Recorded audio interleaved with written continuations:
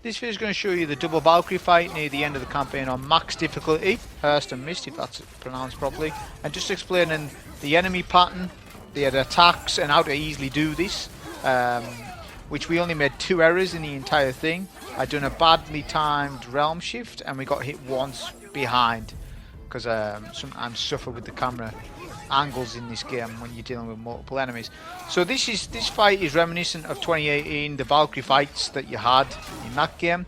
The twist is that there's 2 of them, which we never had that in the past for Valkyries. So what you need to first know is that whatever Valkyrie that you are doing damage to take the same damage. They're actually shared damage, which is handy. It makes the fight easier, of course. Notice the HP bar is green. Now I'm currently level 6, right? Now if the HP bar is green, it means they're 1 level below your gear score. So they are level 5 right now for me, right? If you were level 5 starting this, maybe the HP bar is different. I don't know that, but that's the deal with that. Now it goes to orange. Now yellow means they're at your level. They didn't go yellow, so yellow will be level 6. So they went orange, which means they're 1 level above my gear score. So that means they're level 7 now, right? So the spear is good at range. I only use the spear and the blades on this fight. I don't use the Leviathan axe. Don't feel it's that good, to be honest, in this fight. For me personally, the spear is good at range for this because it can stun the Valkyries when they do their spin and stuff like that. So can Atreus as well. He can do it with his bow. So make sure that you use your runic attacks. Obviously, don't spam it, your runic attacks, but you know, try to make use of them. But really, it's all about just avoiding the fire. This little AoE attack, just make sure you're not in the red circle. Quite obvious, to be honest.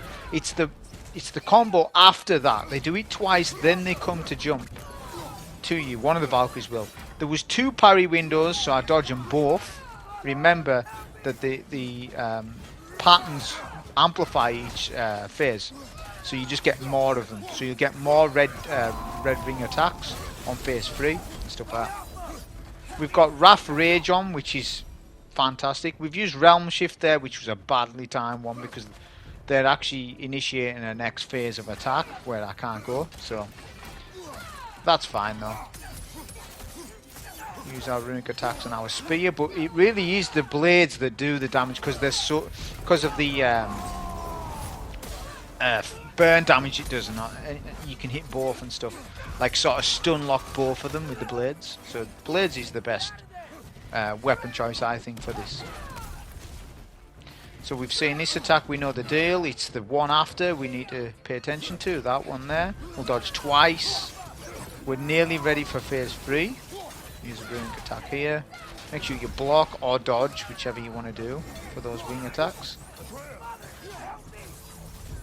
And that's phase 2. Phase 3, the HP bar goes purple. So purple means 2 levels above your gear score. So I'm level 6, so they are level 8 now. So that's what makes... Now, I have a poison build on, but I barely used it with the Lunda's armor set. I'm aware how powerful it can be in the game, but obviously I haven't utilized it yet. If you poison them with a punch, with an unarmed melee attacks, you'll actually lower the level briefly, which is quite handy. It is handy, but I just persevered just to sort of melt them down with the blades, right? Just because of the stun damage it's sort of doing and keeping them in position. We used a bit of immolation there as well for increased damage with the L1 triangle. This is where you want to use your rage. Obviously we've got Wrath Rage on, so whenever you start to do damage, if you pop your L3 R3 for Wrath Rage, it does massive damage to them when they're stunned.